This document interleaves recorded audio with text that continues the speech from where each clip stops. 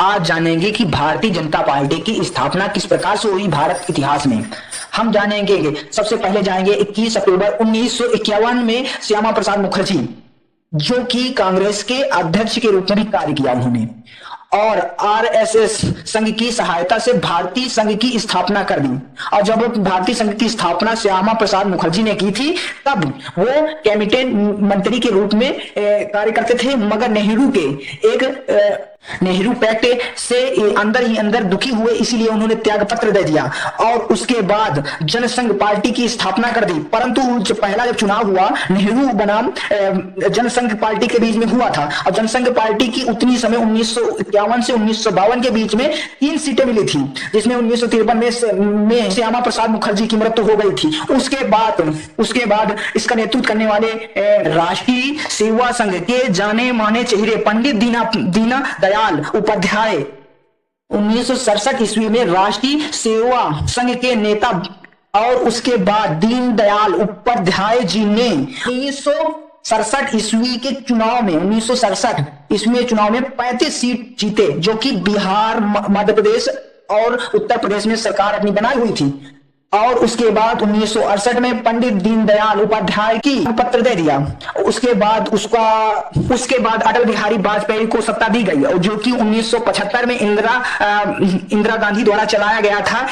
Emergency लागू की गई थी, 1977 तक चला था, जो कि इमरजेंसी को हटाने के बाद ये 3 पार्टियां मिलकर, जैसा कि पहली पार्टी थी सोशलिस्ट पार्टी, और दूसरी पार्टी कांग्रेस और लोग दल मिलकर एक जनता दल पार्टी की स्थापना कर दी मिलकर, और इंदिरा गांधी की सरकार को गिरा दिया, और गिराने के बाद अपनी सरकार बना दी। और उतनी समय के प्रधानमंत्री मोरारजी देसाई, जो कि प्रधानमंत्री बन गए, और भारतीय जनसंघ पार्टी ने 93 सीट जीती। उसके बाद कुछ सालों बाद वो पार्टी फिर से गिर गई। फिर से चुनाव हुआ 1980 में, जो कि 1980 के जनता पार्टी ने 31 सीट पाई, और भारतीय जनता संघ के सामने 2 चेतावनी रखी गई, जिसमें जनता पार्टी को चुनना था या तो आरएस पार्टी को चुनना था, जिनमें से अटल बिहारी वाजपेयी जो थे वो आरएसएस को चुना, और आरएसएस को चुनने के बाद एक नई पार्टी की स्थापना कर दी, जिस पार्टी का नाम था भारतीय जनता पार्टी। 6 अप्रैल 1980 ईस्वी को भारतीय जनता पार्टी की स्थापना कर दी अटल बिहारी वाजपेयी। अब तक का सफर यहां तक सफर रहा बीजेपी की नींव में रखने के लिए। अटल बिहारी वाजपेयी वो नेता थे जो कि बीजेपी की महानतम प्रधानमंत्री के रूप में कार्य किया था। उतनी समय एक मुद्दा चल रहा था चुनाव के पहले 1980 में, जो कि बाबरी मस्जिद और राम मस्जिद के बीच में युद्ध भिड़ा हुआ था, जिसमें से भारत देश में विद्रोह बहुत तेजी से फैला हुआ था, जिसको बचाने के लिए और हमारे बिहारी वाजपेयी जी ने हिंदुत्व का सामना किया और मुस्लिमों को दबाया गया। और उसके बाद और भारतीय जनता पार्टी एक नई पार्टी हुई, उतनी समय उभरी हुई थी, जो कि 1884 ईस्वी के चुनाव में बीजेपी को 2 सीटों से जीत मिली थी, बाकी सब सीटों से हार मिल गई थी। और उसके बाद बहुत गंभीर तरह से विचार रखे गए कि इसको किस प्रकार से डेवलप किया जाए पार्टी को। उस प्रकार से अटल बिहारी वाजपेयी ने सोचा और देखा कि ऐसा। उसके बाद बाबरी मस्जिद और राम मस्जिद के मुद्दे से उन्होंने लड़ाई की, धीरे धीरे लड़ाई करते करते वह बाबरी मस्जिद के। उसके बाद 1990 ईस्वी में राम मंदिर जन्मभूमि मूवमेंट चालू किया गया था। 1990 ईस्वी में राम जन्मभूमि मूवमेंट चालू किया था अटल बिहारी वाजपेयी और अडवाणी जी और अटल बिहारी वाजपेयी के दोनों जन नियुक्ति की, और इसको चलाया गया तो सोमनाथ से अयोध्या के बीच में चला था। इस रथ यात्रा में निकाले गए नेतृत्व में अडवाणी जी इसका नेतृत्व कर रहे थे। इसमें भी 1990 में बीपी सिंह की अपनी बहुमत की सरकार बना दी। उसके बाद विद्रोह होने लगा, या आपस में विद्रोह होने लगा कि बीजेपी अपनी सीट खींच ली, तो बीपी सिंह की सरकार गिर गई वहीं पर।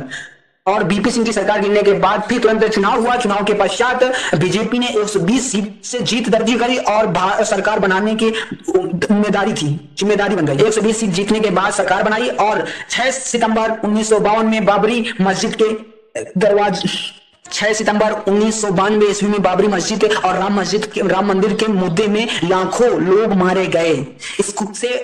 इससे अटल बिहारी वाजपेयी जी को बहुत ठेस पहुंचा कि हमारे देश के हिंदू और मुस्लिम ही मरे जा रहे हैं। इसका उपचार करने के लिए उन्होंने नारे दिए और इतनी समय ये विश्व हिंदू परिषद को रद्द कर दिया गया था। जब मुस्लिम हड़ताल पर हुआ था, युद्ध हो रहे थे आपस में ही, मुस्लिम और हिंदू में आतंक हो रहा था, तभी विश्व हिंदू परिषद को रद्द कर दिया गया था। और उसके बाद 11 सितंबर 1951 में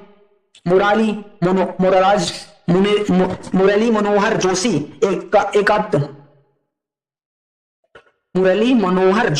एकता यात्रा चलाया गया था, जिसमें से भारी मतों से मतदान मिला। और उसके बाद 26 जनवरी 1992 में कन्याकुमारी से श्रीनगर तक यात्रा की, जिसमें से मुरली मनोहर जोशी उसके अध्यक्ष थे इस यात्रा के। फिर उसके बाद बीजेपी कभी मुड़ के नहीं देखी और उसके बाद फिर आए हमारे प्रधानमंत्री। 1992 से 1904 में अपनी सरकार बनाए रखी, से 1904 में अपनी सरकार बनाए रखी। अटल बिहारी वाजपेयी जी ने 1995 से 1904 में अपनी पूर्णतः सरकार बना के एक इतिहास रच दिया।